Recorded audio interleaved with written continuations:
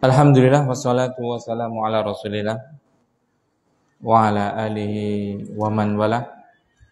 Rabbi israh li sadri wa yassir li amri wahlul 'uqdatam min lisani yafqahu qawli. Rabbana urzuqna ilman nafi'an wa rizqan thayyiban wa amalan mutaqabbala. Kaum muslimin wal muslimat rahimani wa rahimakumullah. Yang pertama, marilah kita panjatkan syukur dan pujian kita kehadirat Allah Subhanahu wa taala atas rahmat Allah Subhanahu wa taala yang telah dan senantiasa dan semuanya yang kita miliki dari kenikmatan itu hanya atas rahmat Allah Subhanahu wa taala semata. Oleh karena itu wajib bagi kita untuk mensyukuri akan nikmat yang sangat banyak tersebut.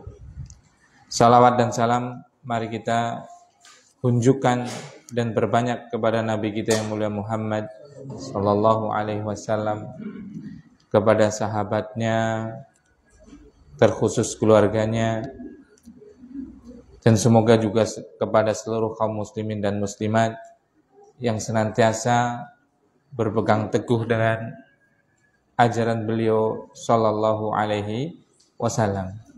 Nah, kita atas izin Allah Subhanahu wa taala bisa melanjutkan untuk membaca secara rutin gitu ya. Karena ilmu itu bertahap. Ilmu itu diperoleh dengan sedikit demi sedikit. Karena kalau mendapatkannya langsung blek seperti itu, hilangnya juga cepat. Kata para ulama mengatakan, man talaba ilma jumlatan dhahaba jumlatan. Siapa saja yang menuntut ilmu itu langsung satu kitab dibaca langsung selesai, dhahaba jumlatan, maka perginya juga cepat. Langsung mlebu baru belas seperti itu. Ngaji apa miki? Lah sing jelas bukunya kandel banget. Nah, kita ngaji sedikit demi sedikit seperti itu. Nah, kita masih membaca sekarang yaitu baru pertemuan ketiga ya. Yaitu tentang apa? Kitab Fadlul Islam, keutamaan Islam yang ditulis oleh Syekh Muhammad bin Al-Wahhab At-Tamimi rahimahullah taala. Kemarin kita sudah menjelaskan apa? Bismillahirrahmanirrahim, ya kan? Bismillahirrahmanirrahim, di situ ada berapa nama Allah yang disebutkan dalam lafaz itu? 3. Yang pertama Allah. Yang kedua Ar-Rahman. Yang ketiga Ar-Rahim. Apa makna Allah kemarin? Zat atau sesuatu yang disembah atau diibadahi. Berarti kalau kita mengucapkan bismillah, berarti kita hendak melakukan apa?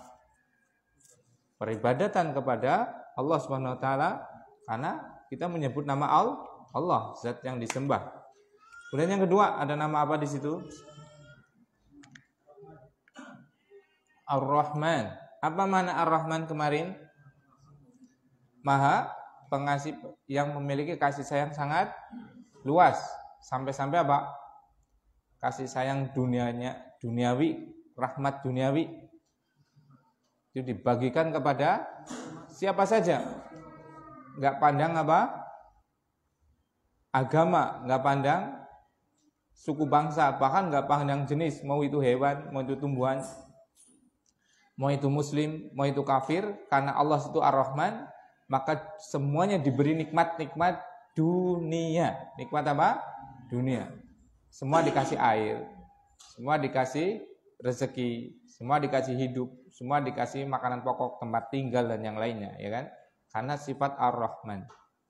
Kemudian apa? Yang ketiga, nama Allah apa di dalam Bismillahirrahmanirrahim? Ar-Rahim. Artinya apa kemarin? Memiliki rahmat, nikmat yang tidak terputus. Dan ini khusus untuk siapa? Orang muslim. Kenapa? Karena kalau manusia sudah meninggal, itu semuanya terputus. Tidak mendapatkan nikmat-nikmat dunia. harta bendanya ditinggalkan, keluarganya ditinggalkan, semuanya putus. Namun ada satu yang masih bertahan, yaitu apa? Keimanannya. Nah, itu yang menjadikan apa? Orang tersebut tidak putus dari nikmat Allah. Karena apa? Allah memiliki sifat Ar-Rahim atau memiliki nama Ar-Rahim, yaitu pemilik nikmat rahmat yang tidak terputus, seperti itu. Makanya orang muslim itu beruntung. Dia mendapatkan semuanya. Mendapatkan Ar-Rahman, seluruh nikmat dunia, dan mendapatkan Ar-Rahim, yaitu apa? Nikmat setelah kematian, yaitu akhirat pun tidak terputus. Adapun selain Islam, selain muslim, baik itu mungkin tumbuhan atau orang kafir atau hewan, mereka hanya mendapatkan apa? Mereka hanya mendapatkan apa? Nikmat-nikmat dunia, rahmat duniawi saja. Nah, itu ya, kemarin sedikit mengulang tentang bismillahirrahmanirrahim. Kemudian qala al-mu'allif rahimahullah taala, berkata al-mu'allif rahimahullah taala, wa bihi nasta'inu.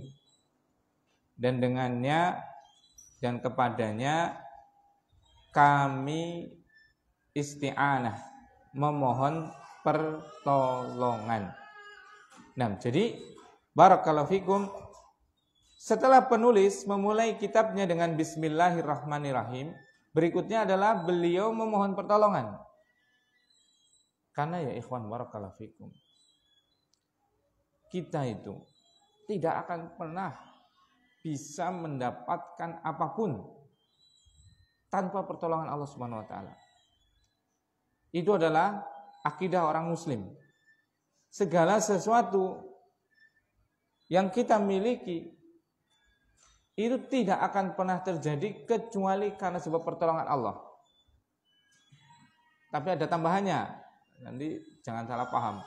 Plus karena akhdul asbab, karena mengambil sebab. Ini dua-duanya itu harus ada. Jangan hanya kita meminta pertolongan kepada Allah tanpa mengambil sebab. Seluruh para nabi semuanya itu meminta pertolongan kepada Allah. Tidak ada satu pun yang tidak minta pertolongan Allah. Tapi seluruh para nabi melakukan sebab, walaupun sebabnya itu sangat kecil mungkin. Sangat mustahil. Kenapa? Karena hakikat yang nanti akan memberikan taufik merealisasikan hal itu adalah Allah. Contoh ya, Nabi Musa alaihi salam, tatkala sudah terkepung ya, di depannya ada laut merah, di belakangnya ada apa? Fir'aun dan bala tentaranya yang tidak mungkin untuk bisa menandinginya, nggak mungkin. Secara logika, secara kekuatan nggak mungkin. Maka dia berdoa kepada Allah, minta pertolongan kepada Allah. Kemudian apa? Setelah meminta pertolongan pada Allah, apakah Allah langsung serta-merta itu menenggelamkan Fir'aun? Tidak.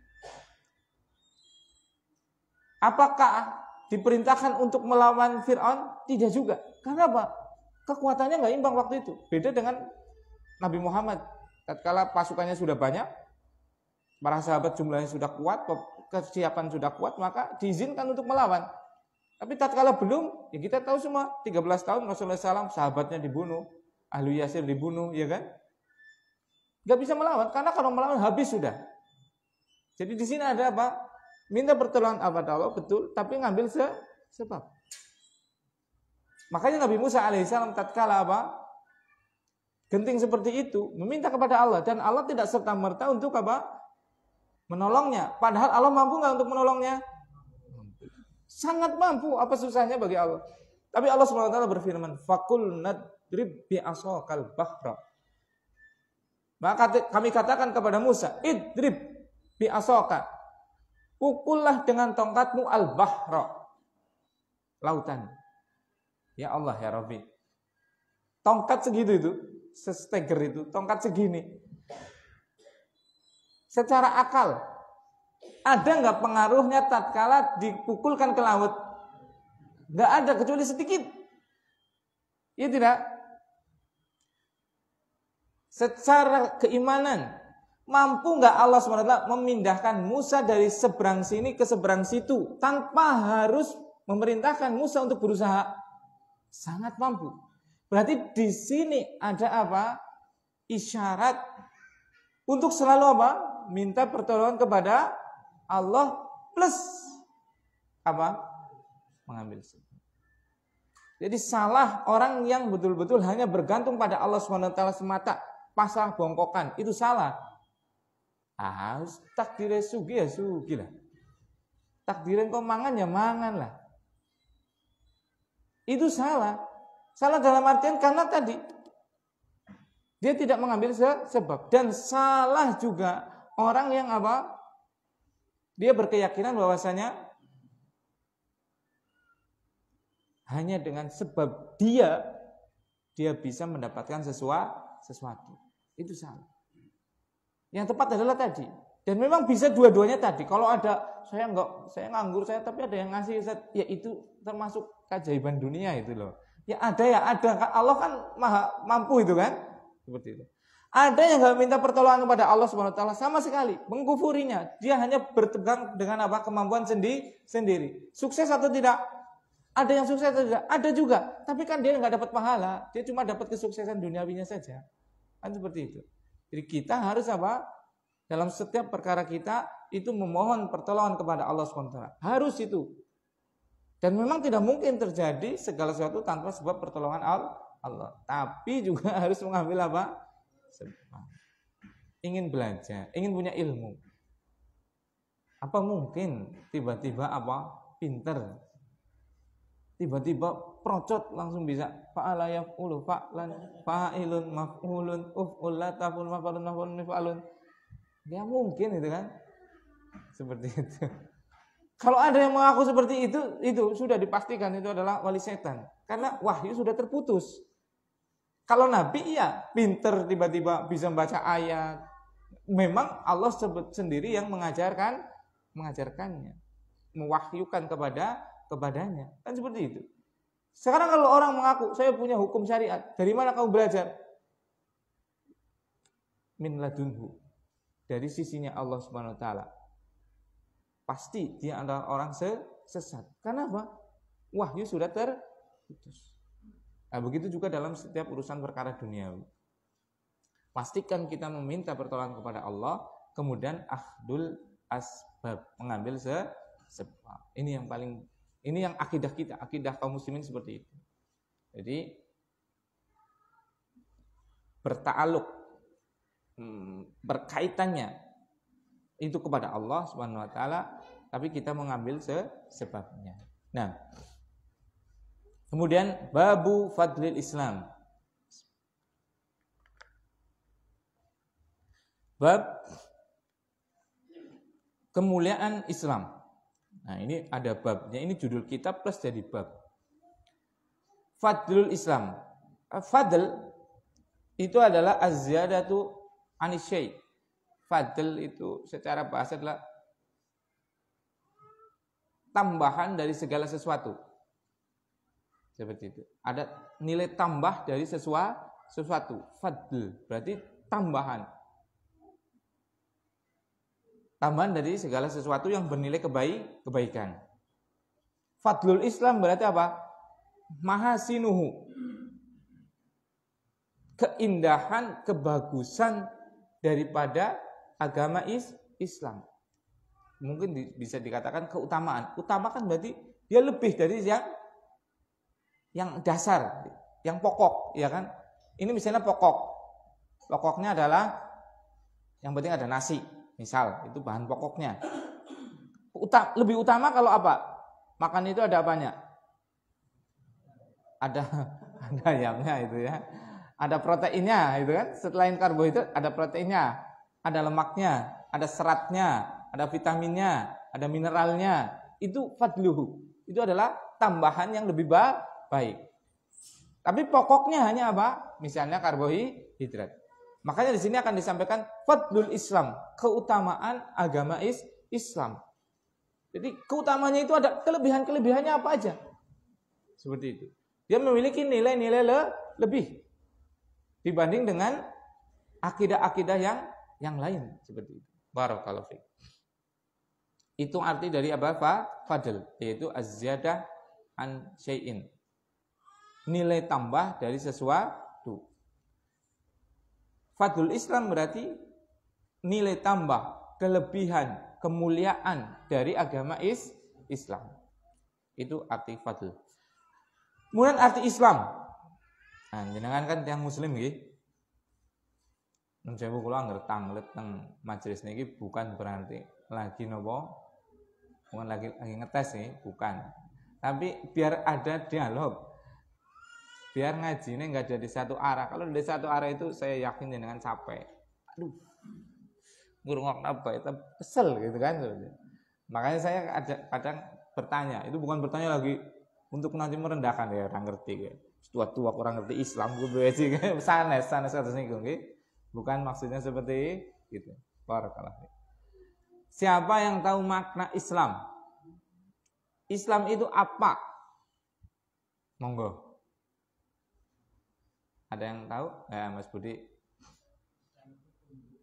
Tunduk, berserah diri, mentauhidkan Allah Subhanahu wa taala, menjauhi kesyirikan dan melakukan kesyirikan. Nah, barakallahu fiik. Nah, itu makna Islam. Jadi Islam itu secara bahasa artinya adalah tunduk dan berserah diri. Makna Islam secara bahasa. Makna Islam secara bahasa itu adalah apa? Tunduk dan berserah diri. Allah Subhanahu wa taala berfirman, "Walahu aslama man fis samawati wal ardi tau'an wa karha." Dan kepada dia, kepada Allah Subhanahu wa taala aslama, seluruhnya adalah aslama. Apa aslama tadi? Tunduk, berserah diri. Walahu aslama man fis samawati wal ard. Segala sesuatu yang ada di langit dan segala sesuatu yang ada di bumi. Semuanya tunduk. Ada enggak yang di langit dan yang di bumi ini enggak tunduk pada Allah? Ada enggak? Tergantung. Tergantung apa? Makna ketundukan. Nah ini. Tergantung apa? Makna ketundukan. Makanya ketundukan itu ada dua. Islam itu ada dua. Ini Islam masih secara bahasa loh ya. Islam secara bahasa apa tadinya? Artinya tadi? Tunduk berserah diri ya. Ini makna Islam secara bahasa. Bukan makna Islam sebagai agama. Belum kita jelaskan makna Islam sebagai agama. Makna Islam secara bahasa adalah tunduk. Allah SWT tadi mengatakan walahu aslama man fis samawati wal ardi tau'an wa karha. Seluruh yang ada di langit dan bumi itu tunduk kepada Allah SWT, baik dalam keadaan mau secara sukarela untuk tunduk atau dalam keadaan terpaksa. Tidak ada pilihan. Nah, berarti pertanyaannya, apakah seluruh yang di makhluk dan di bumi itu tunduk kepada Allah SWT? Tergantung. Karena kita melihat ada orang yang nggak mau sholat, ya kan? Bahkan memilih agama kafir, agama Nasrani atau Yahudi, ya kan? Seperti itu. Nah, makanya, tapi ayat tadi kata Allah SWT menyatakan apa? Segala sesuatu yang di langit dan bumi semuanya tunduk pada Allah SWT, baik secara sukarela atau secara terpaksa. Antara ayat dengan realita sepertinya ada tanakut, sepertinya ada pertentangan. Iya tidak? Ayat tadi menjelaskan walahu dan kepada Allah Subhanahu wa taala aslama man fis samawati wal ard. Seluruhnya tunduk kepada Allah Subhanahu wa taala yang di langit dan yang di bumi, baik secara sukarela atau secara terpaksa. Pasti tunduk semua. Realitanya kita lihat, ada enggak orang yang enggak sholat? Ada. Ada enggak orang Islam yang enggak mau menutup aurat? Ada. Banyak gitu, Pak. Seperti itu. Bahkan lebih ekstrim lagi ada yang orang yang nggak mau Islam, berarti nggak tunduk kan? Padahal ayat tadi kata Allah SWT semuanya tunduk. Nah, ayatnya salah. Naudzubillah, nggak mungkin ayat itu salah. Berarti yang salah apa?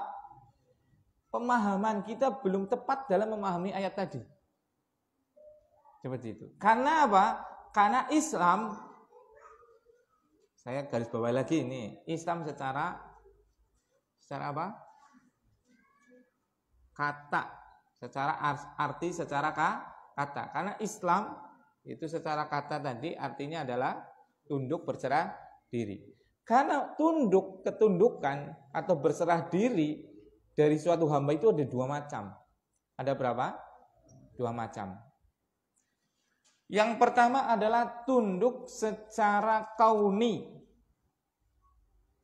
Tunduk secara kauni. Tunduk secara apa? Kauni.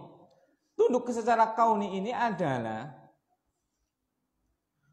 tunduk dengan ketetapan Allah Subhanahu wa taala yang bersifat kauni qadari.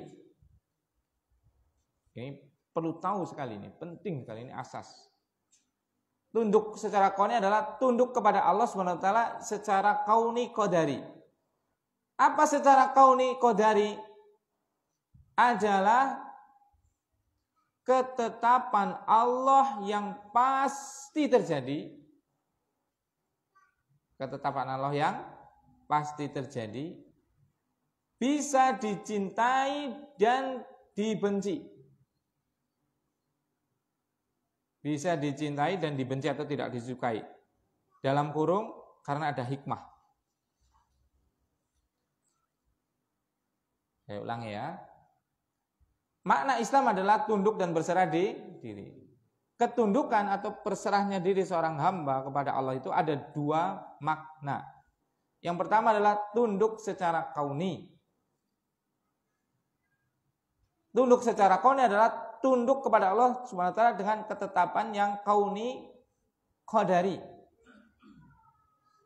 Ketetapan Allah yang kauni qadari adalah ketetapan yang pasti terjadi, Ketetapan yang pasti terjadi. Bisa dicintai dan bisa dibenci. Dibenci itu tidak disukai. Kok bisa dibenci tapi terjadi dalam kurung karena ada hikmah. Dalam kurung karena ada apa? Hikmah. Nah, ini ketetapan Allah Subhanahu wa taala secara kauni. Jadi ketetapan itu pasti terjadi sudah, pasti. Dan tidak mungkin nggak terjadi, pasti terjadi. Tapi bisa dicintai, bisa tidak. Yang tidak dicintai kenapa? Karena ada hikmah. Contoh ketetapan Allah yang kauni, kematian. Ya kan? Kehidupan. Kaya. Miskin. Pokoknya segala sesuatu yang sudah terjadi itu adalah ketetapan Allah secara kauni. Sehat, sakit, Islamnya Abu Bakar, kafirnya Abu Lahab. Itu semua sudah terjadi, ya tidak? Ada yang dicintai? Ada. Contohnya apa? Islamnya Abu Bakar tadi. Allah senang tatkala Abu Bakar mau masuk Islam. Ada yang enggak dicintai? Ada. Contohnya apa? Murtadnya atau kafirnya Abu Lahab. Ya tidak? Jenengan sehat. Senang? Sekarang jenengan sehat semua, ya kan? Senang tidak? Senang. Tapi ada juga saudara jenengan, saudara kita, termasuk saudara saya yang sedang sakit. Senang enggak? Enggak senang. Musibah kan? Lagi ada musibah. Tapi sudah terjadi, sedang terjadi bahkan. Ya tidak? Nah itu semuanya itu tunduk. Ada enggak orang yang menolak untuk sakit? Menolak untuk mati? Menolak untuk dilahirkan sebagai orang Jawa? Bisa enggak orang itu menolak itu? Enggak bisa. Mau enggak mau kalau sudah ditakdirkan sebagai anak keturunannya siapa? Kamandaka ya, Wong Banyumas misalnya gitu ya. Ya wis mesti jadi anaknya Wong Banyumas. Enggak mungkin kita kepengen budi dan putih lah. Kalau saya pantasnya jadi suku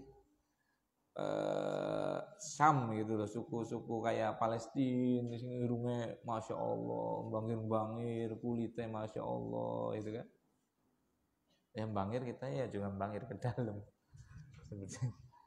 Ini kita nggak ada dari satu pun dari manusia yang bisa memilih dan mengelak. Berarti tunduk tidak? Tunduk. Mau secara sukarela atau secara terpaksa ya sudah pasti nggak ada yang bisa mengelak. Inilah maksud dari firman Allah tadi. walahu aslama man fis samawati wal ardi tau'an wa karha. Kepada dia, kepada Allah seluruhnya Islam. Maksud Islam itu apa? Tunduk, berserah diri kepada Allah Subhanahu wa taala baik secara sukarela ataupun terpaksa. Ini namanya tunduk kauni. Makanya ayat tadi maksudnya berserah diri kepada Allah, tunduk kepada Allah adalah tunduk secara apa tadi? Kauni. Pertanyaannya, tunduk seperti ini terpuji tidak? Ketundukan seperti ini terpuji atau tidak? Maksudnya dinilai ibadah atau tidak? Tidak. Secara hukum asalnya tidak. Iya kan? Secara hukum asalnya tidak. Karena apa? Itu memang ketetapan Allah SWT yang tidak mungkin satupun hamba bisa mengelak. Terus mungkin ada yang berjalih nanti. Nah berarti apa salahnya Abu Lahab? Atau kenapa Abu Lahab harus dimasukkan ke neraka? Padahal itu ketetapan yang memberikan ketetapan dia kafir siapa? Allah, iya kan? Pasti enggak itu sudah? Pasti. Bisa enggak ada yang memberikan hidayah kepada Abu Lahab? Tidak akan bisa.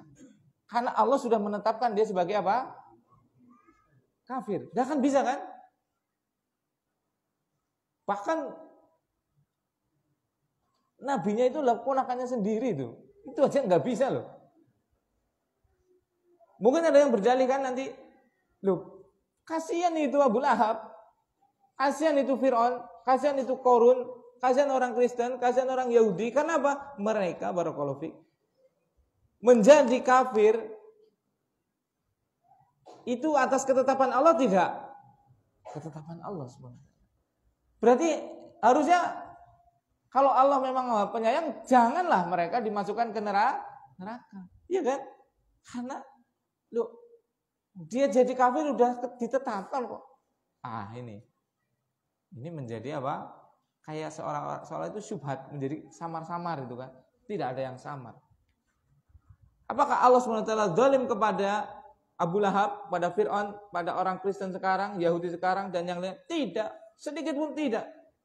Kenapa? Karena kalau ada ketetapan Allah SWT yang dibenci, baik oleh Allah ataupun oleh manusia seperti itu, yang kelihatannya nggak baik seperti itu ada hikmah dan dibangun di atas keadilan Allah SWT. Sekarang, ada yang mengatakan tadi misalnya, atau ada keraguan, loh kasihan Abu Lahab masuk neraka seperti itu. Itu nggak kasihan. Kenapa enggak kasihan? Salah sendiri. Itu kan ketetapan Allah. Betul itu ketetapan Allah SWT. Tapi, ada tapinya. Di dunia semua orang itu dikasih pilihan oleh Allah Subhanahu wa taala. Ya tidak? Saking sayangnya Allah Subhanahu wa taala, Allah menurunkan kitabnya. Setiap umat ada kitabnya. Untuk apa? Mengajarkan tentang maksud dan tujuan dia sekarang ada di dunia yang sebentar ini. Itu beribadah kepada Allah Subhanahu wa taala semata. Iya kan? Dulu diturunkan Taurat, dulu diturunkan apa? Injil, dulu diturunkan Zabur, dulu diturunkan Al-Qur'an dan yang lainnya. Itu semua kan untuk petunjuk. Iya kan? Diutus para rasul. Ini loh undang-undangnya. Kalian ikutin ini, semuanya baik untuk dunia dan akhirat. Gak ada yang keburukan sedikit pun. Mau surat, mau yang asli maksudnya ya. Buruk. Ikutin ini. Nah, tatkala Abu Lahab coba. Abu Lahab, bagaimana sayangnya Allah SWT kepada Abu Lahab coba. Cuma dia sendiri yang kurang ajar pada dirinya sendiri. Dia sendiri yang mendolimi dirinya sendiri. Coba, saking sayangnya kepada Abu Lahab, Allah SWT mengutus Rasulnya itu dari siapa? Keluarganya sendiri, bayangkan coba. Dia menyaksikan seorang Rasul yang sepakat seluruh manusia di zamannya itu mengatakan itu orang baik dan ajarannya baik. Tapi dia nggak mau menerima. Berarti salahnya siapa? Harusnya yang lebih berhak, maksudnya bukan lebih berhak ya maksudnya. Yang nggak terlalu parah untuk kafir itu orang-orang sekarang harusnya. Karena sekarang udah jauh dari Rasul itu kan. Ya ini loh. tiap harinya lihat Rasul gitu loh, dengan kemuliaan akhlaknya, kebenaran syariatnya dan yang lainnya. Diperintahkan iya, diajak iya, nggak mau itu loh. Berarti yang salah siapa? Manusia. Makanya barakallahu fikum, tidak ada ketetapan Allah Subhanahu wa taala yang tidak dicintai oleh Allah atau dibenci oleh manusia, misalnya rasa sakit, kemiskinan dan yang lainnya itu ya, kecuali itu adalah karena sebab pertama keadilan Allah Subhanahu wa taala. Adil, tidak ada sisi zalim dari Allah. Itu yang pertama. Yang kedua karena kesalahan hamba. Seperti itu. Kenapa orang sekarang banyak yang sakit-sakit aneh? Sakit gula, stroke, ya kan? Wah, banyak sekarang penyakit aneh. Karena apa? Allah sudah memperingatkan dia loh. Wa kulu washrabu wala tusrifu. Makan monggo. Minum monggo. Wala tusrifu, tapi aja israf. Jangan sampai berlebihan. Siapa yang lebih mudah terkena penyakit gula? Itu adalah orang-orang yang makannya itu tidak dikontrol. Makan gorengan kudune siji, muntang-muntang seneng mendoan 5 dembat kabeh. Karena cocok karo apa? Nyigit karo lombok cengis. Makan daging. Ya bagus daging itu, saking gurih lemaknya. Gajih gitu ya. Kalau sate ada gajinya kan lumer di mulut gitu kan, makhluk gitu kan. Berminyak dan enak banget, saking enaknya. Sing kudune mangan paling ya patang sidik atau 5 sidik. Tulung lah Pak, sekodi. Wis mangan sekodi ning kono, bungkus Pak kali kodi. Itu. Iya tidak? Karena berlebihannya. Barakallahu fiik. Itu contoh dalam masalah makanan saja, kesehatan aja. Nah sekarang contoh dalam misalnya orang tersebut jadi ditetapkan sebagai penduduk neraka. Salah dia, bukan salah Allah. Allah sudah menurunkan Al-Quran. Allah sudah mengutus nabinya. Allah menjaga syariat ini dengan dijaganya, dengan selalu ada para ulama yang menyampaikan Al-Quran, menyampaikan hadis Nabi sallallahu alaihi wasallam. Orang melu. Kok jerek lu? Ya salah apa aku bikin? Aku lebung neraka kan karena takdirin jenengan ya Allah. Loh, kemplang sekalian itu, pentung sekalian karo apa? Gada itu kan. Coba Rasul diutus sampai sekarang pewaris Rasul itu ada, iya kan? Al ulama warasatul anbiya. Para ulama, alim ulama, kiai, ustadz dan yang lain itu adalah apa? Pewaris para nabi. Mereka mengajarkan ilmu. Ya kita di sini membaca ini kan, makna Islam diterangkan, fadilah Islam, keutamaan Islam diterangkan.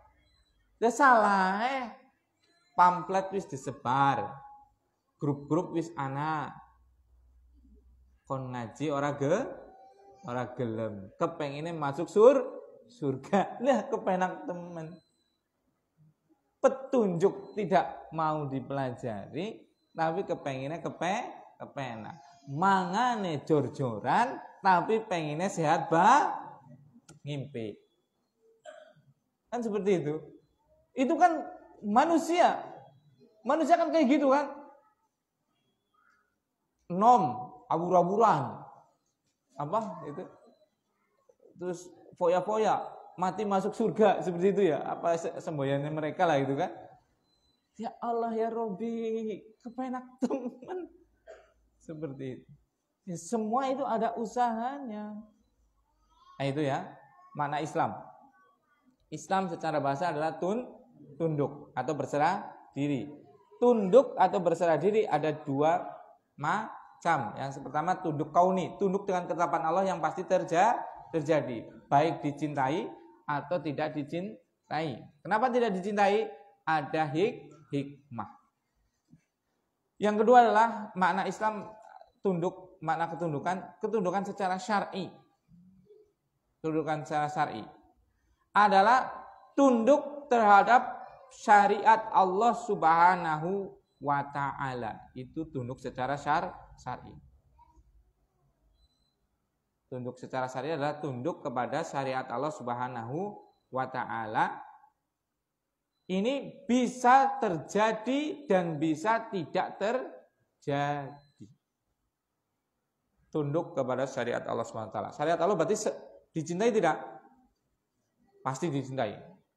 Jadi tunduk secara syariat adalah tunduk kepada syariat Allah SWT yang pasti dicintai. Pasti dicintai, nggak mungkin nggak. Saya ulangi, yang kedua adalah Islam syar'i atau tunduk kepada Allah SWT terhadap syariatnya yang pasti dicintai. Bisa terjadi dan bisa tidak. Bisa terjadi dan bisa tidak. Barakallahu fiik. Kebalikannya tadi kauni ya. Kalau kauni itu pasti terjadi, ya kan? Bisa dicintai, bisa dibenci. Kalau Islam syar'i, ketundukan secara syar'i itu adalah ketundukan yang pasti dicintai karena tunduk dengan syariatnya. Pasti dicintai. Bisa terjadi, bisa tidak. Iya tidak? Sekarang tunduk kepada syariat Islam. Syarat pertamanya harus masuk Islam. Ya tidak? Dicintai enggak orang masuk Islam? Dicintai. Terjadi enggak? Terjadi enggak orang itu pada masuk Islam? Ada yang terjadi, ada yang tidak, ya kan? Ada jenengan ini alhamdulillah masuk Islam, ya kan? Ada orang yang masih kafir juga, ya kan? Nah, itu namanya tunduk secara syar'i. Islam syar'i itu adalah tunduk kepada Allah SWT, kepada syariatnya yang pasti dicintai. Ini keywordnya di sini. Pasti dicintai. Bisa terjadi, bisa tidak terjadi. Makanya ketundukan yang secara syar'i ini terpuji. Dengan mau bersyahadat itu Masya Allah. Allah sangat senang. Bukan Allah butuh dengan syahadat kita, karena jenengan selamat. Aslim taslam. Masuklah Islam, pasti kalian selamat. Itu pasti. Dunia dan akhiratnya. Bukan Allah SWT butuh keislamannya kita. Bukan, sekali-kali bukan ya. Karena Allah itu sayang kepada hambanya. Jalan keselamatan bagi seorang hamba adalah apa? Islam. Masuk agama Islam. Melakukan syariat Islam. Maka tatkala ada hamba yang bersyahadat masuk Islam, Allah itu senang sekali. Bukan Allah butuh dengan keislamannya hamba. Allah sudah sangat maha kaya raya, goni, tidak butuh sedikit pun dari hambanya. Tapi apa? Saking sayangnya Allah kepada hamba dan jalan keselamatan bagi hamba hanya satu, yaitu Islam. Tatkala Islam berarti Allah sangat senang karena hamba ini memiliki keselamatan. Itu. Masya Allah. Itu. Jadi itu tunduk secara syar'i atau Islam syar'i, tunduk kepada syariat Islam yang pasti dicintai. Bisa terjadi, bisa tidak. Jangankan yang kafir ke Islam, yang ke Islam aja belum tentu tunduk secara sempurna loh. Iya tidak? Yang banyak loh orang Islam itu yang korupsi juga banyak kan. Walaupun orang kafir lebih banyak, itu pasti orang kafir lebih banyak. Itu pasti sudah. Orang kafir itu jangan pernah kita percaya ya. Kenapa? Karena Tuhannya saja dihianati, apalagi jenengan. Seperti itu. Makanya pasti koruptor terbesar pasti orang kafir. Penjajah terbesar pasti orang kafir. Pembantai terbesar pasti orang kafir. Dan ini sudah dalam setiap sejarah. Pasti sudah. Sekarang pembantaian terbesar salah satunya kapan? Bosnia dulu. Iya kan? Oleh Uni Soviet. Nazi terhadap orang Yahudi, iya kan? Dan yang lainnya, Tartar, Mongol itu sudah sepanjang sejarah. Koruptor, siapa yang koruptor 300 triliun? Coba lihat agamanya apa? Lihat agamanya apa? Iya kan? Orang muslimin mungkin ada yang korupsi, ya banyak memang. Tapi orang kafir jauh lebih banyak. Nominalnya itu satu korupsinya orang kafir itu nggak ada bandingannya dengan ratusan orang kafir. Orang muslim mungkin katakan korupsi 2 miliar. Ini 300 triliun. 300 triliun berarti 300.000 miliar. Kalau orang Islam korupsi 2 miliar berarti berapa kali lipat, Ikhwan? 1.500 kali lipat. Iya tidak? Siapa yang bikin kerusakan coba di muka bumi ini? Siapa yang bikin pagar pantai di Tangerang, Bekasi dan yang lainnya? Coba lihat itu. Coba lihat. Siapa? Itu. Tuhannya aja, Tuhan semesta alam aja disekutukan, didurhakai, dimaksiati, apalagi dengan manusia. Tapi kan ada Ustaz, ya ada. Orang kafir yang baik ya ada. Ada. Tetap ada. Bukan kita mengingkari. Sebagai kemanusiaannya tetap ada. Tapi yang buruk itu jauh lebih banyak. Jadi mindset kita jangan dibalik. Pada orang muslim suudzon, pada orang kafir berprasangka baik. Ya kita berprasangka baik kepada semuanya. Tapi realita dan Allah SWT sudah menyebutkan. Walan tardo angkal Yahud wan Nasara hatta tattabi'a millatahum. Orang Yahudi, orang Nasrani tidak akan ridho pada kalian sampai kalian mengikuti agama mereka. Bukan kita lagi suruh berprasangka buruk pada orang itu, bukan. Maksudnya karena sering sekali orang-orang mereka dulu yang menyudutkan Islam. Seperti itu. Yang menyudutkan kaum muslimin. Padahal yang paling koruptor adalah orang kafir. Yang paling banyak membantai dan menumpahkan darah adalah orang-orang kafir. Rasulullah SAW masuk ke kota Mekah, tidak ada satu pun tetesan darah yang tercucurkan. Jangankan ribuan nyawa yang bergelimpangan ya ikhwan. Satu tetes darah tidak ada. Bayangkan coba. Itulah tatkala orang muslim itu memiliki kekuatan, maka semuanya terayomi. Tatkala Sayyiduna Umar radhiyallahu taala anhu mengambil kunci Baitul Maqdis atau Baitul Muqaddas di Yerusalem, tidak ada pertumpahan darah. Namun lihat bagaimana perang salib kaum muslimin diperangi, bagaimana kaum muslimin di Andalus Spanyol dibantai, dan di negeri-negeri yang lainnya. Barakallahu fikum. Nah, itu makna Islam secara bahasa artinya apa? Tunduk dan berserah diri. Islam secara bahasa ada berapa makna? 2. Yang pertama, Islam kauni atau tunduk secara kauni, yaitu tunduk terhadap ketetapan Allah yang pasti terjadi. Bisa terjadi, bisa tidak. Kalau yang bisa tidak, bukan. Ketetapan Allah yang pasti terjadi, bisa dicintai, bisa dibenci. Kenapa dibenci? Ada hikmah di belakang. Yang kedua, Islam secara syar'i atau ketundukan secara syar'i, yaitu tunduk kepada syariat Islam yang pasti dicintai oleh Allah SWT. Tapi bisa terjadi, bisa tidak. Nah, contohnya tundukan secara kauni apa?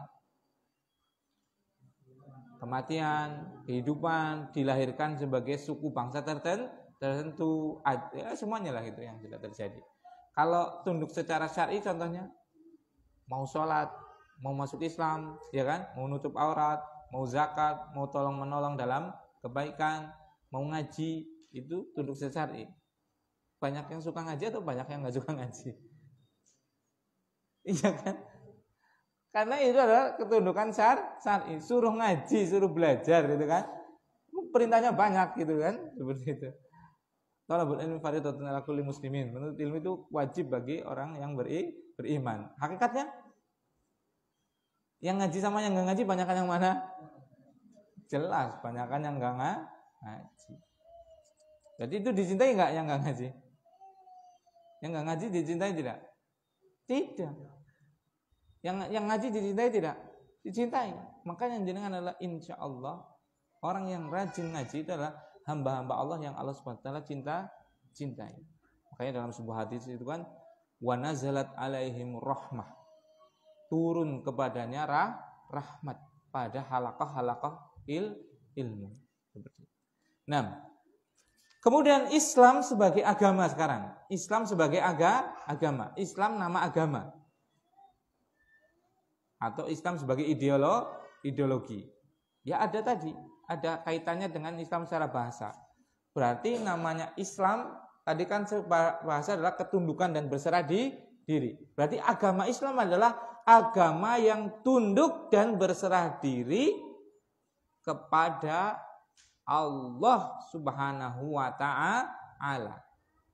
Saya ulangi. Agama Islam atau ajaran Islam atau ideologi Islam adalah ajaran yang tunduk berserah diri kepada apa? Allah SWT. Dengan apa tundukannya? Dengan mentauhidkannya dan mentaatinya. Dengan mentauhidkannya dan mentaatinya dan berlepas diri dari kesyirikan dan pelakunya. Itu makna agama Islam. Makna agama apa? Islam. Karena Islam tadi kan tunduk berserah diri. Nah, agama atau ajaran Islam, pokoknya ini ajaran Islam seperti ini. Siapapun yang melakukan seperti ini berarti dia orang Islam.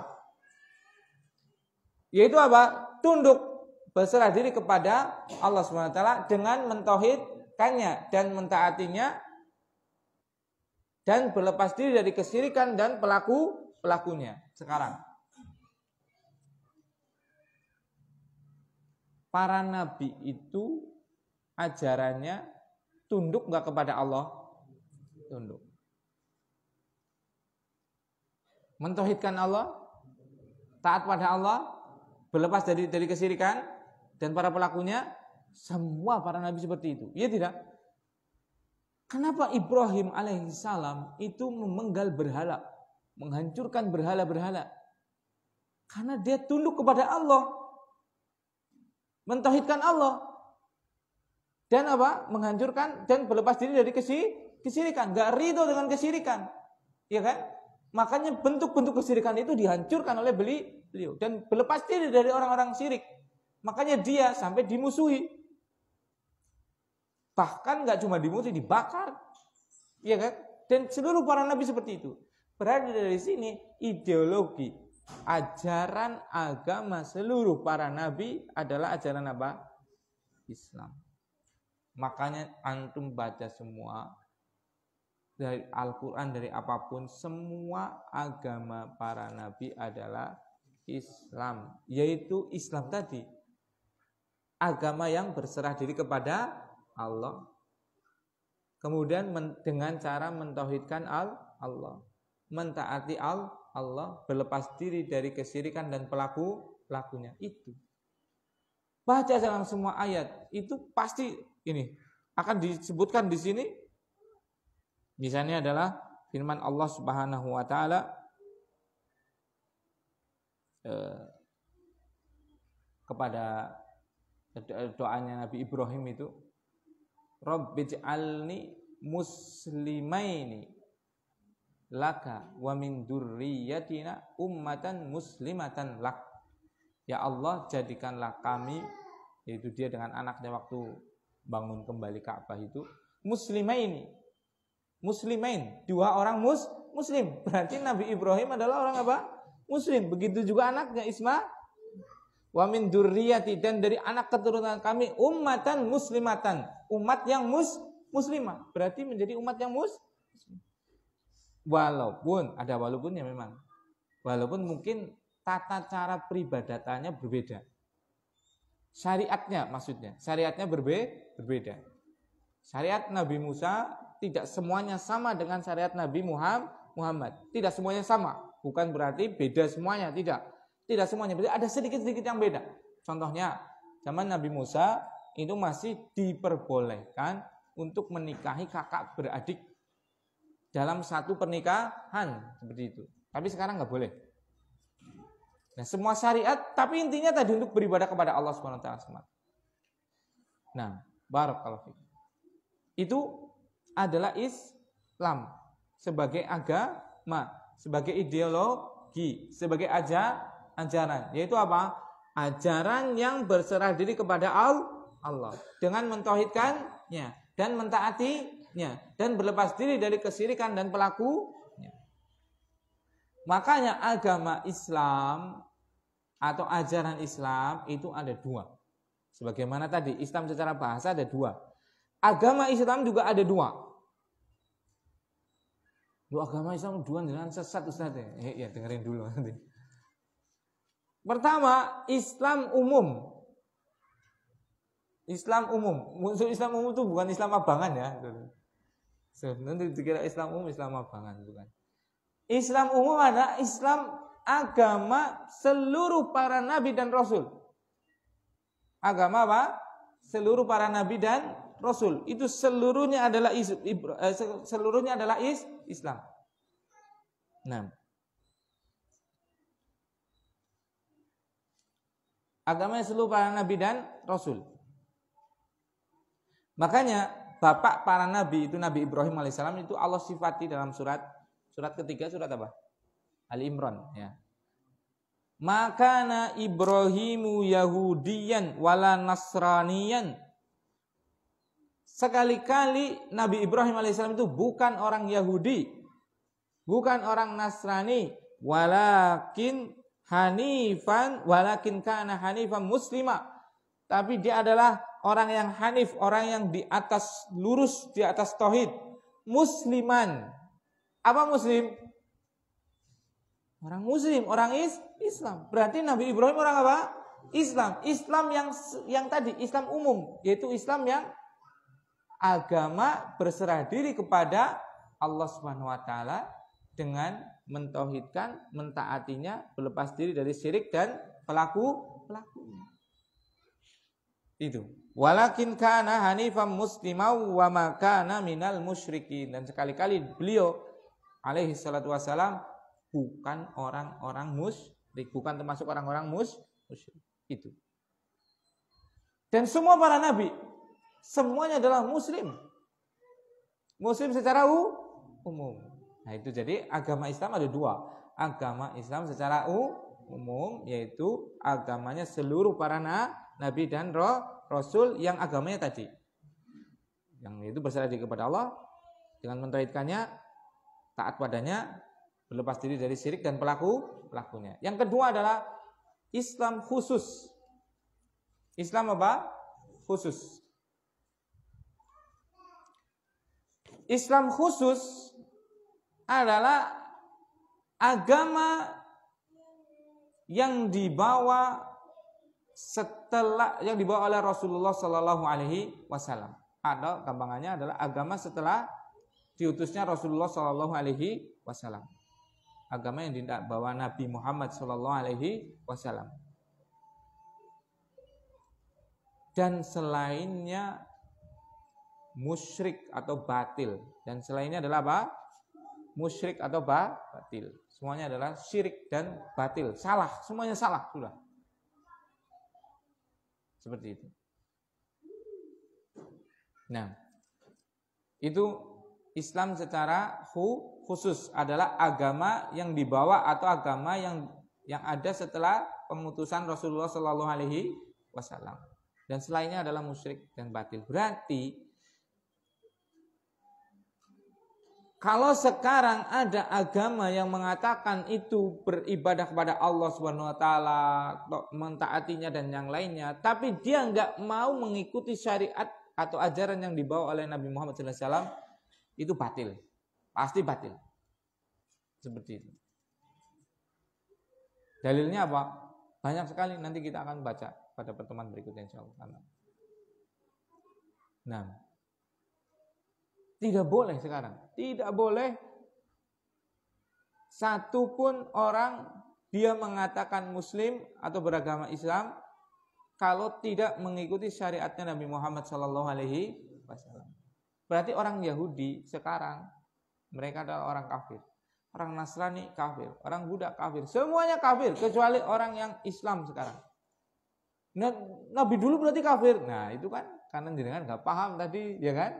Islam itu ada dua, Islam umum dan Islam khusus. Itu Islam umum itu, Islam yang agamanya seluruh para nabi. Makanya orang Yahudi pada zamannya Nabi Musa alaihissalam dia adalah orang apa? Muslim. Orang Nasrani pada namanya Nabi Isa dia adalah orang Muslim. Berarti mereka masuk apa?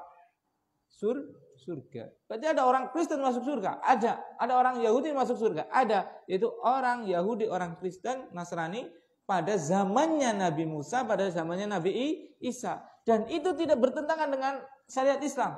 Rasulullah SAW mengatakan, iftarqatil yahud ala ihda wa sab'ina firqatan.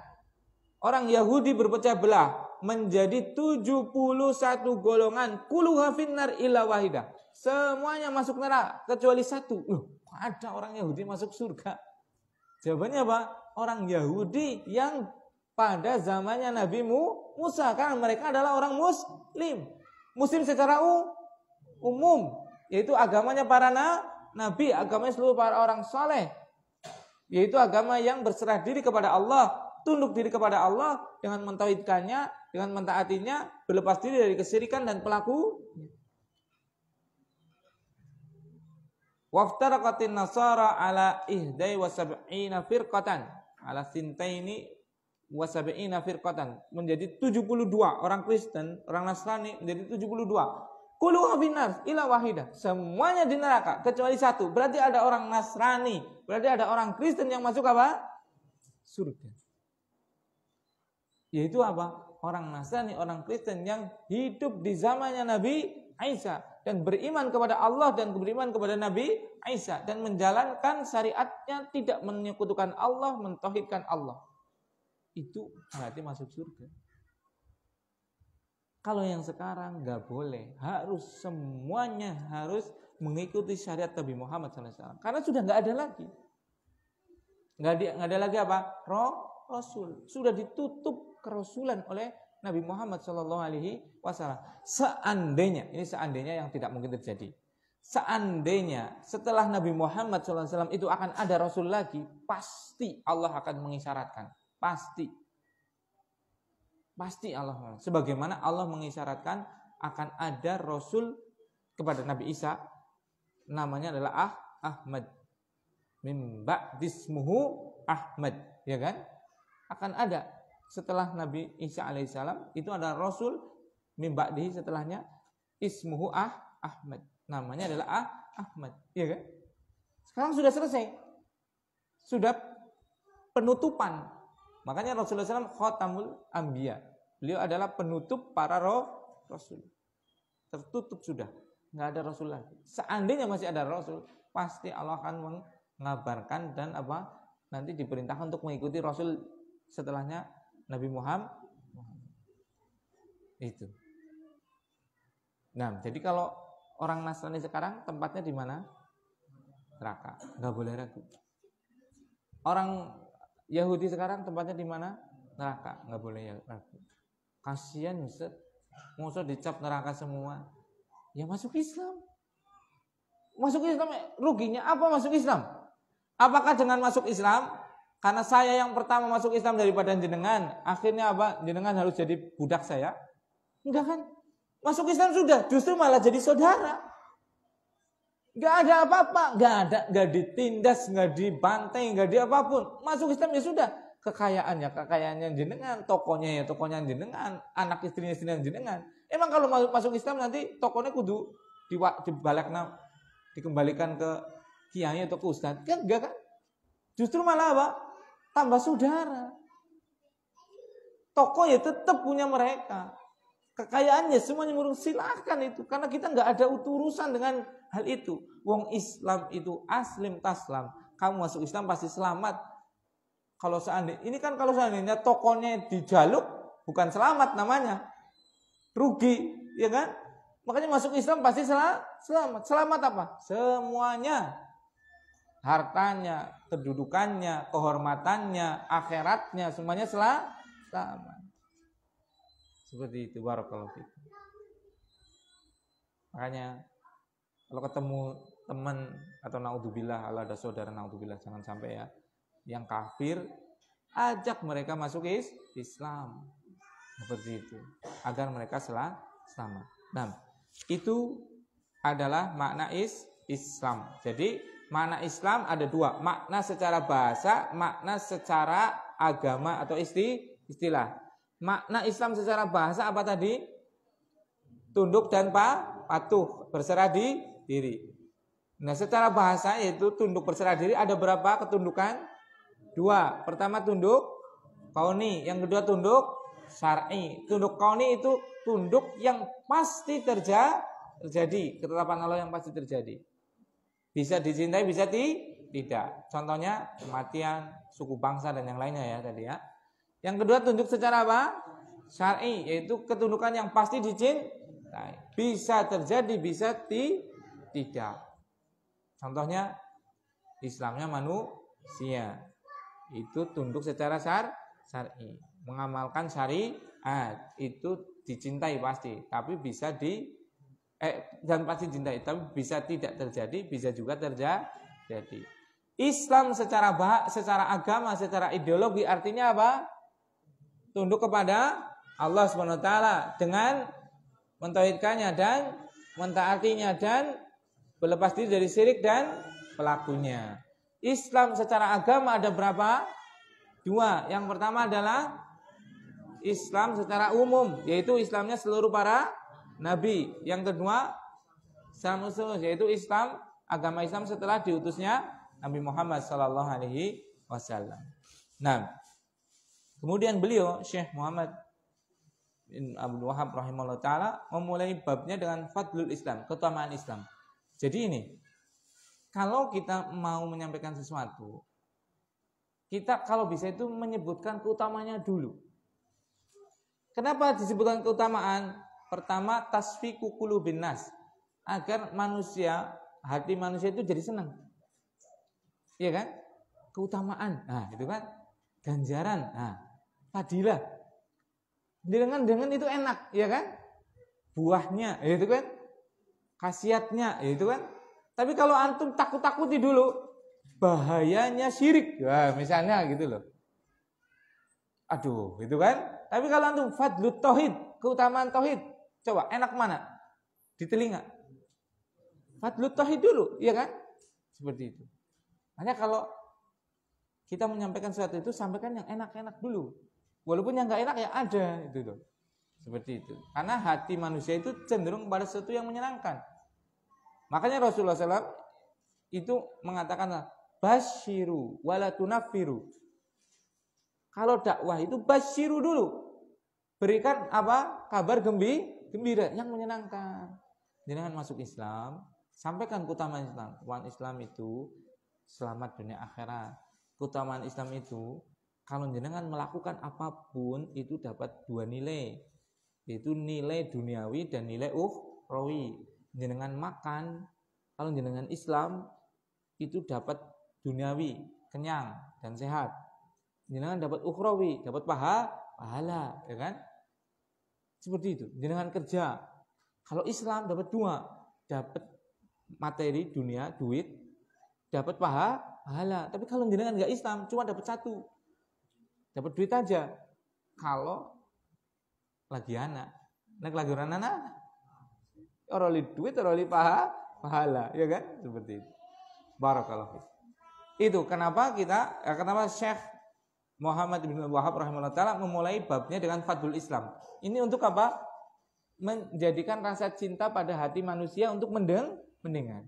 Jadi kalau menyampaikan, sampaikan yang enak-enak dulu.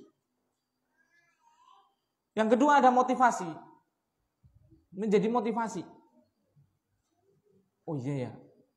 Ada keutamaan. Apa aja sih keutamaannya? Itu kan. Jadi memberikan motivasi orang untuk mengetahui. Jadi itu ulama itu Masya Allah. Ulama itu seperti itu. Yaitu apa? Sudah melihat dari segala aspek. Sampai dalam penyusunan bukunya. Sampai penyusunan babnya. Mana bab yang didahulukan, mana yang di tengah, mana yang di akhir. Ada maksud. Bukan gak ada tujuan. Nah, itu. Kemudian terakhir ini Syekh Muhammad bin Wahhab itu buku-bukunya ciri khasnya itu beliau itu bikin bab, kemudian nanti adalah firman Allah Subhanahu wa taala dan hadis setelah firman Allah sabda Nabi. Ini menunjukkan betapa beliau rahimahullah taala itu sangat berpegang teguh dengan Al-Qur'an dan Sunnah. Maka banyak sekali sekarang tuduhan-tuduhan orang yang tidak di atas Al-Quran dan Sunnah. Orang-orang musuh Islam, baik dia dari orang kafir ataupun ahli bid'ah ataupun ahli maksiat, yang apa? Menuduh beliau dengan ajaran-ajaran sesat dan yang lainnya yang sering diistilahkan dengan Wahabiyah. Iya kan? Wahabi. Subhanallah. Kitab-kitabnya beliau itu, ini bab setelahnya ini ya, bab Fadlul Islam. Nanti setelahnya wa qaulullahi ta'ala dan firman Allah Subhanahu wa taala Al-yauma akmaltu lakum dinakum wa atmamtu 'alaikum ni'mati wa raditu lakumul Islam madina. Kemudian wa qauluhu ta'ala, "Qul ya ayyuhan nas in kuntum fi syakkim min dini fala a'budul ladzina ta'buduna min dunillah." Begitu terusnya, wa qaulu ta'ala, "Ya ayyuhalladzina amanu taqullaha." Dan begitu seterusnya. Wa fis sahih an Umar anna Rasulullah sallallahu alaihi wasallam qala, "Matsalakum wa matsalu ahlil kitabaini kamatsali rajulin istajara ujara." Coba. Apa yang disampaikan oleh beliau? Al-Qur'an. Setelah apa? Hadis-hadis Nabi sallallahu alaihi wasallam. Sangat jarang beliau menyampaikan pendapat pribadi. Sangat jarang sekali. Sangat jarang sekali. Coba lihat. Makanya ini ada cerita, bukan cerita, ini kisah nyata. Ini saya sampaikan ya. Waqad kana alimun min ulama'il Hindi. Dulu ada seorang ulama, seorang alim dari Hindu, dari Hindi. Hindi itu maksudnya India. Dari India. Karena dia itu mendengar Wahabi ajarannya katanya mengkafirkan kaum muslimin. Subhanallah. Mana ada kita mengkafirkan kaum muslimin? Sukanya membid'ah-bid'ahkan kaum muslimin. Mana ada yang membid'ah-bid'ahkan? Kecuali memang acara itu tidak ada apa? Tuntunannya dari Rasul. Yang membid'ahkan bukan kita, tapi Rasul sallallahu alaihi wasallam. Makanya orang ini karena dengar fitnah seperti itu, dia jadi benci sekali dengan namanya Syekh Muhammad Ibn Abdul Wahab. Tidak ada beliau mengajar kecuali setelahnya pasti mendoakan keburukan kepada Syekh Muhammad Ibn Abdul Wahab. Karena yang didengar itu tadi, Syekh Muhammad Ibn Wahab itu apa? Mengkafirkan orang muslim, membid'ahkan orang muslim, menghancurkan kuburan. Loh, mana ada kuburan dihancurkan? Coba lihat sana. Adanya adalah apa? Kubah dihancurkan itu, bukan kuburannya. Karena memang itu bukan karena apa-apa. Itu Rasulullah Shallallahu Alaihi Wasallam yang memerintahkannya itu. Berarti dia yang paling amanat dengan perintah Rasul. Kuburan gak boleh dibangun, gak ada. Makanya dia ratakan kuburan tadi, kecuali tinggalkan satu jengkal. Untuk sebagai tanda itu ada kuburan. Coba kuburan sekarang dibangun gedung, dibangun masjid. Akhirnya orang meminta-minta di situ, sholat di situ. Subhanallah. Maha suci Allah. Rasulullah SAW mengatakan, kalau ada kuburan ratakan. Bukan kuburannya dihancurkan, bukan. Tapi apa?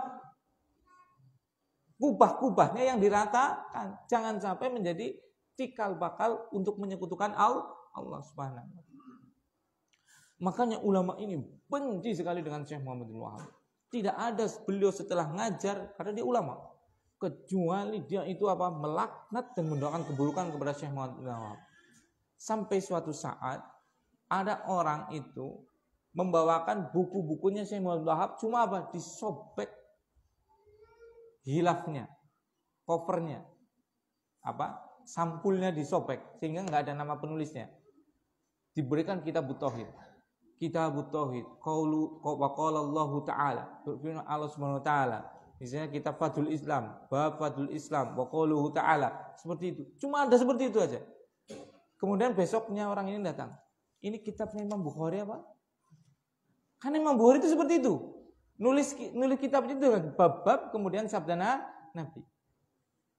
Ini kitabnya Imam Bukhari apa? Bukan. Lusin kitabnya bagus sekali ini. Tidak ada isinya kecuali firman Allah dan sabda Nabi Shallallahu Alaihi Wasallam. Dan dibalikkan itu apa? Sobekan dari sampulnya. Ini. Dia terkejut dengan keterkejutan yang luar biasa dan dia bersedih dengan sedih yang luar biasa. Dan tidak ada dia setelah saya mengajar kecuali dia mendoakan kebaikan untuk Syekh Muhammad bin Abdul Wahab. Nah itu. Makanya barakallahu fikum. Tatabbu. Kita itu harus betul-betul melihat.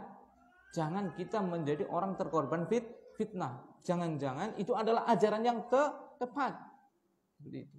Nah, kita di sini ngajar kemarin Usul Salasa itu karangan Syekh Muhammad bin Abdul Wahab. Fadlul Islam ini karangan Syekh Muhammad bin Abdul Wahab. Apa pernah saya memerintahkan antum untuk mengkafirkan kaum muslimin?